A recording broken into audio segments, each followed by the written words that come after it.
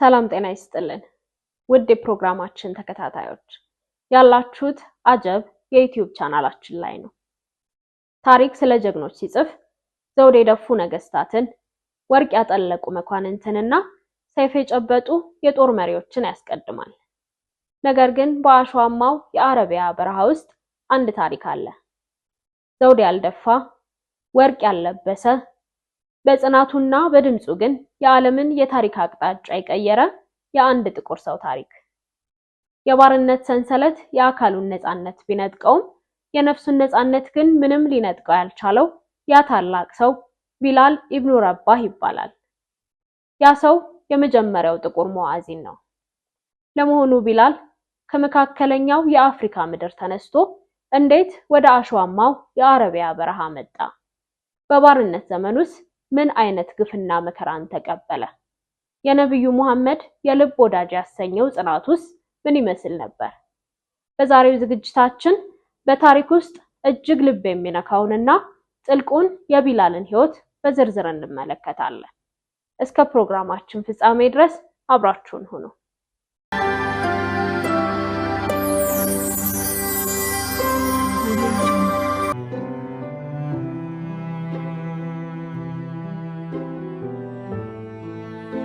ስለ ቢላል አመጣጥ ታሪካዊ ሰነዶችን ስንፈትሽ ስሩ በቀጥታ የሚገናኘው ከእናት አህጉር አፍሪካ በተለይም በጥንቱ አጠራር ሀበሻ የአሁኗ ኢትዮጵያና ኤርትራ በሚገናኝበት ቀጠና ጋር ነው።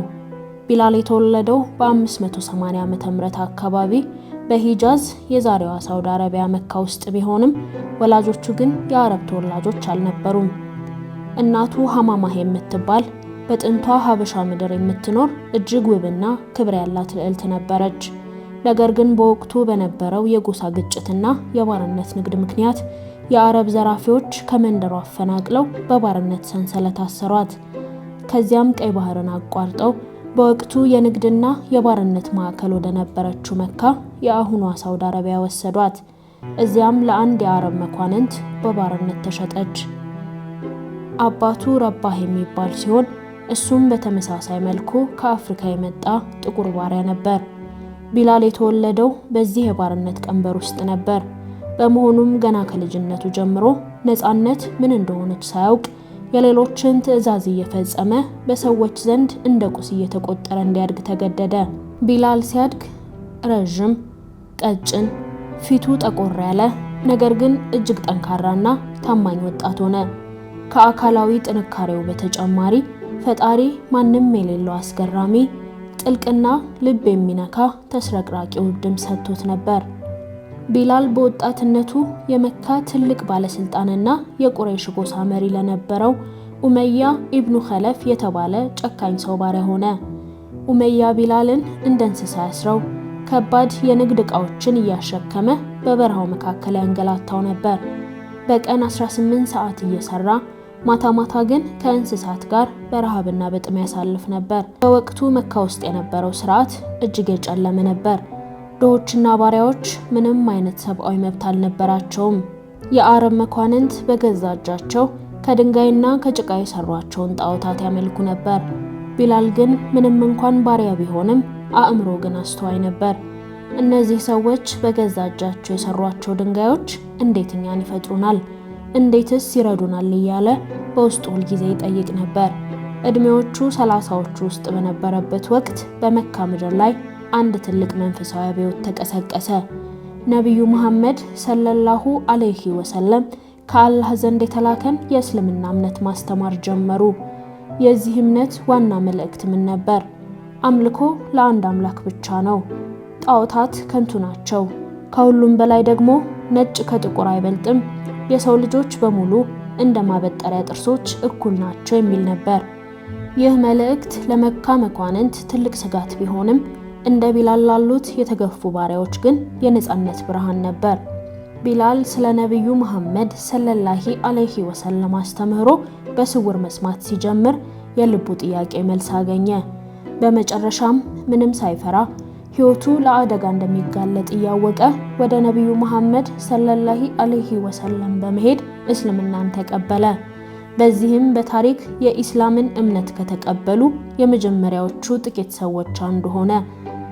የቢላል እስልምናን መቀበል ብዙም ሳይቆይ በጌታው በኡመያ ኢብኑ ኸለፍ ዘንድ ሲሰማ ኡመያ እጅግ ተቆጣ። ምክንያቱም የእሱ ባሪያ የነጭ ጌቶችን ጣዖታት ጥሎ ሁላችንም እኩል ነን የሚለውን እምነት መከተሉ በክብሩ ላይ የመጣበት መስሎ ታየው። ኡመያ ቢላልን እምነቱን እንዲተውና ጣዖታቱን እንዲያመልክ ቢያስገድደውም ቢላል ግን ፍጹም እምቢ አለ። እዚህ ላይ ነው በታሪክ ውስጥ እጅግ አስገራሚና አሰቃቂው የጽናት ጦርነት የተጀመረው።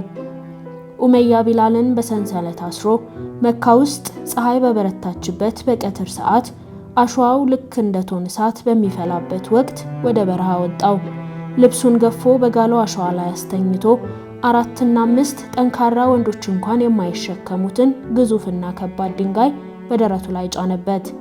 ከዚያም በጅራፍ እየገረፈ ሙሐመድን ካልካድክና ጣዖታቱን ካላመለክ በዚህ ስቃይ ትሞታለህ እያለ ይጮህበት ነበር። ቢላል ግን ትንፋሹ እስኪቋረጥ ድረስ ደረቱ በድንጋይ ተጭኖ ደሙ በጋለው አሸዋ ላይ እየፈሰሰ በአንደበቱ ግን አንዲትን ቃል ብቻ ይደጋግም ነበር። አሐዱን አሐድ፣ አሐዱን አሐድ። ትርጉሙም አምላክ አንድ ነው፣ አምላክ አንድ ነው ማለት ነበር። ይህች ቃል ለኡመያ ከጅራፍ በላይ የምታምስ ስድብ ነበረች። ቢላል ለአካሉ ስቃይ እጅ አልሰጠም። ነፍሱ ከመካ ባለስልጣናት በላይ ከፍ ያለችና ነፃ መሆኗን በበረሃው መካከል አሳየ። የቢላል ስቃይ ለቀናት ቀጠለ። በሞትና በህይወት መካከል ሆኖም ያችን አሐዱን አሐድ የምትለዋን ቃል አልተዋትም። ይህንን አስገራሚ ጽናት የተመለከቱት የታላቁ ነቢይ የልብ ወዳጅ አቡበከር አልሲዲቅ ልባቸው በሐዘን ተነካ። ወደ ኡመያ በመሄድ ይህንን ምስኪን ሰው እስከ መቼ ታሰቃየዋለህ አሉት። ኡመያም እምነቱን ያበላሸው አንተ ነህ፣ ከፈለክ በገንዘብ ግዛው አላቸው። አቡበከርም ለአንድ ባሪያ የማይከፈል እጅግ ከፍተኛ የሆነ የወርቅና የገንዘብ መጠን ለኡመያ ከፈሉት። ኡመያ በገንዘቡ እየተደሰተ በአንድ ዲናር እንኳን ብትጠይቀኝ እሸጥልህ ነበር በማለት ቢላልን አጣጣለው። አቡበከር ግን መልሰው በፈጣሪ ምላለሁ ዋጋው 100 እጥፍ ቢሆን እንኳን ወርቁን ከፍዬ ገዛው ነበር አሉት።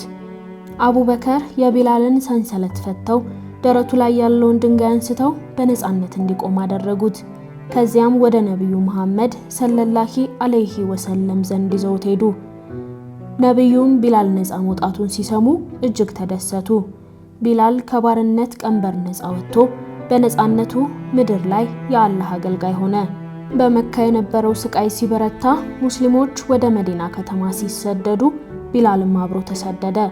በመዲና አዲስ የነፃነትና የእኩልነት ማህበረሰብ ተመሰረተ። እዚያም የመጀመሪያው መስጂድ ተገነባ። መስጂዱ ከተገነባ በኋላ ሶላት በሚደርስበት ወቅት ሰዎችን ወደ መስጂድ ለመጥራት ምን አይነት ዘዴ መጠቀም እንዳለባቸው የሰሃባዎች ምክክር ተደረገ። አንዳንዶች እንደ አይሁዶች መለከት እንንፋሉ፣ ሌሎች ደግሞ እንደ ክርስቲያኖች ደወል እንምታሉ። ነብዩ መሐመድ ሰለላሁ ዐለይሂ ወሰለም ግን ይህን አልወደዱትም። በዚህ መሃል አንዳንዶች በህልማቸው ያዩትን የአዛን ቃላት ለነብዩ ነገሯቸው። ነብዩም ይህ የአላህ መልእክት መሆኑን አውቀው ወደ ቢላል ዞሩ። ነብዩ መሐመድ ሰለላሁ ዐለይሂ ወሰለም ቢላልን ተመለከቱና እንዲህ አሉት፣ ቢላል ሆይ ተነስ፣ አንተ ከሁላችንም ይበልጥ ያማረና ጎላ ያለ ድምጽ አለህና አዛን አድርግ። ይህ ቅጽበት በታሪክ ውስጥ እጅግ ታላቅ ስፍራ አለው። ከዓመታት በፊት በአረቢያ በረሃ በአሸዋ ላይ ተጥሎ ጥቁር ባሪያ እየተባለ ይገርፉት የነበረው ቢላል ዛሬ በነጮች በሀብታሞችና በአረብ መኳንንት ፊት ከሁሉም በላይ ከፍ ባለ ቦታ ላይ ቆሞ ሰዎችን ወደ አምላክ መንገድ እንዲጠራ ስልጣን ተሰጠው። ቢላል በመዲና ከፍተኛ ቦታ ላይ ወጣ። እጆቹን በጆሮው ላይ ያደረገ። ከዚያም ያንን በጥልቀት በሐዘን በደስታና በጽናት የተቀረጸውን አስገራሚ ድምጹን ለቀቀው። አላሁ አክበር፣ አላሁ አክበር። አላህ ከሁሉ በላይ ታላቅ ነው። አላህ ከሁሉ በላይ ታላቅ ነው። አሽሃዱን አን ላኢላሃ ኢላላህ ከአላህ ውጪ ሌላ አምላክ እንደሌለ መሰክራለሁ። የድምጽ በመዲና ሰማይ ላይ ሲያስተጋባ የመዲና ህዝቦች በሙሉ የሰውነታቸው ጸጉር ቆመ። ድምጹ እጅግ ልብ የሚነካና ሰላማዊ ነበር። ሰዎች ከቤታቸው ከእርሻቸው እየወጡ ወደ መስጂድ ፈሰሱ። ቢላል በታሪክ የመጀመሪያው ሙአዚን ሆነ። ጥቁርነቱ ዝቅታ ሳይሆን በእስልምና ፊት የክብር ማማ መሆኑን በተግባር አረጋገጠ። ዓመታት አለፉ። ሙስሊሞች መካን በድል ተቆጣጠሩ። ነብዩ መሐመድ ሰለላሁ ዐለይሂ ወሰለም ወደ ቅድስቲቱ ካዕባ ገቡ። በውስጧ የነበሩትን 360 ጣዖታት በሙሉ ሰባበሩ። መካን ሙሉ በሙሉ ከጣዖት አምልኮ አጸዱ። በመካ የነበሩት የቀድሞ ጨቋኝ መኳንንት በፍርሃትና በጉጉት ነብዩ ምን ሊያደርጉ ይሆን እያሉ ሲጠባበቁ ነብዩ መሐመድ ሰለላሁ ዐለይሂ ወሰለም አንድ ታላቅ ትዕዛዝ ሰጡ። ወደ ቢላል ዞረው ቢላል ሆይ በካዕባ ጣሪያ ላይ ውጣና አዛን አድርግ አሉት። ቢላል በጥንታውያን አረቦች ዘንድ እጅግ ቅዱስ በሆነውና ማንም ተራ ሰው በማይነካው በካዕባ ጣሪያ ላይ እግሩን አኖረ። እዚያ ላይ ቆሞም አዛን አደረገ። ይህ ትዕይንት እጅግ ድንቅ የታሪክ ምጸት ነበር።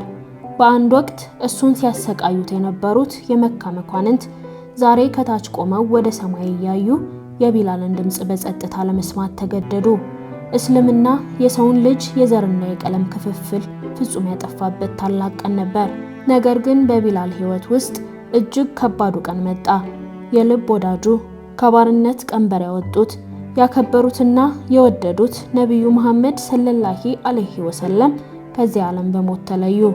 ይህ ክስተት ቢላልን ሙሉ በሙሉ ሰበረው። ከነብዩ ማለፍ በኋላ ቢላል አዛን ለማድረግ ሞከረ። ነገር ግን አዛኑ ላይ አሽሃዱ አና ሙሐመድ ረሱልላህ ሙሐመድ የአላህ መልእክተኛ መሆናቸውን እመሰክራለሁ የሚለው ቦታ ላይ ሲደርስ የነብዩ ትዝታ መጣበት። ድምፁ ተዘጋ። ማልቀስ ጀመረ። አዛኑን መጨረስ አልቻለም። ቢላል ከነብዩ በኋላ መዲና ውስጥ መኖር አልቻለም። የእነሱን ቦታ ያየሁ መታገስ አቅቶኛል በማለት መዲናን ትቶ ወደ ሶሪያ ምድር ተሰደደ። እዚያም በጂሃድና በአምልኮ ሕይወቱን አሳለፈ። ለዓመታት አዛን ማድረጉን አቆመ። ከብዙ ዓመታት በኋላ ታላቁ ኸሊፋ ዑመር ኢብኑ ኸጣብ ወደ ሶሪያ በመጡ ጊዜ ቢላልን አገኙት። ሰሃባዎቹ በሙሉ ቢላልን ለአላህ ብለህ የነብዩን ዘመን እንድናስታውስ አንድ ጊዜ ብቻ አዛን አድርግልን ብለው ለመኑት። ቢላልም እንቢ ማለት አልቻለም። ረጅም ዓመታት ካቆመ በኋላ ለመጨረሻ ጊዜ አዛን አደረገ። ቢላል አዛን ሲያደርግ በቦታው የነበሩት ሰሃባዎች በሙሉ የነብዩን ዘመን እያስታወሱ ስቅስቅ ብለው አለቀሱ። የሶሪያ ምድር በሰሃባዎች ለቅሶ ተናወጠ። ቢላል በ640 ዓመተ ምህረት አካባቢ በሶሪያ ደማስቆ ውስጥ በክብር አረፈ። አካሉ ከዚህ ዓለም ቢለይም ታሪኩ ግን ዛሬም ድረስ ያው ነው። ቢላል ለዓለም ያስተማረው ትልቁ እውነት የአንድ ሰው ክብር የሚለካው በዘሩ፣ በቀለሙ አሊያም በሀብቱ ሳይሆን በልቡ ውስጥ ባለው ጽናትና እምነት መሆኑን ነው። ዛሬ በዓለም ዙሪያ በቀን 5 ጊዜ በሚሊዮን የሚቆጠሩ ሙአዚኖች አዛን ሲያደርጉ ያ የሀበሻው ጥቁር አንበሳ የቢላል ጽናትና ድምጽ ዛሬም ድረስ በየመስጂዱ ማማ ላይ ያስተጋባ ይገኛል። እሱ ከባርነት ጩኸት ተነስቶ የነጻነት ድምጽ የሆነ ዘላለማዊ ጀግና ነው።